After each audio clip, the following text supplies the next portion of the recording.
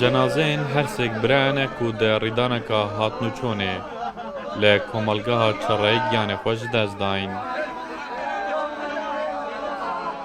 Di vî wêneyê de ji çep bo rast Nêçîrvanê 24 salî, Kovan 22 salî ku herdûk pêşmerge bûn û Yûsifê 18 salî ye ku qutabiyê peymagehê bû.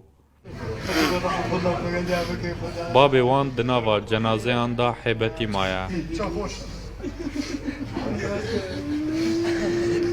Rondek de çavên wî de zuha bûne.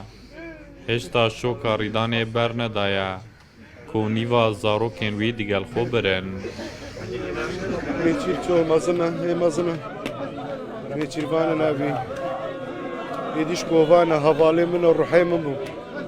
Şev roj gel min bî, me birader xirzan. Neke ez babî bî, hevalî bî. Êdî jî kotirê min bû. Me edê riyadê ye, şebabekî zor spor. Gelek heş riyadê dikir. Dilê xelkî bi vê rîdana diltezên sotiye û bi sedan kesan ji xelkê navçeyê amadeyî merasîmên veşartina wan bûn li goristana Çirreyê. Nêçîrvanî du zarok li dîv xwe hêlan. Kovanî jî zarokek û bi tenê çend rojek mabûn bibîte babê êkê din. Yûsifî jî hêşta jiyana hevjîniyê pêk neînabû.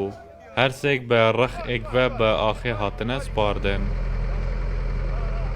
سێ گەنج هەر سێ هەڵبرایە دێکن خەلکێک کۆمەلگاوە چڕینە و چوینە قەسرۆکێک و مۆبایلەکێ بکڕن دیارە ڕێکێدا وەختی هاتینەڤە مابینە چڕە و نزیکی مەلە بروان بووە کە یەک مقابلی وایە هاتی وەساتیارەکە سایدی خۆ بەردایە و نوستیە هاشخۆ نەبووە چوێ سایدیدی و خولسارە هەرسێ برایە دای جێ داخەیەک و هەرسێ برا گیانێت خۆش دەستداینە و ڕەخیدیژی بریندارە و هەتۆنەکە ژیانێدا مایە. Rîdan li demjimêr neh û nîvê şeva derbas bûyî. Di navbera trombêleka barhelgêr digel Nîsan taybet li ser rêka qesrok bo Komelgeha Çirre çêbûye. Nayf Remezan Rodaw, Komelgeha Çirre.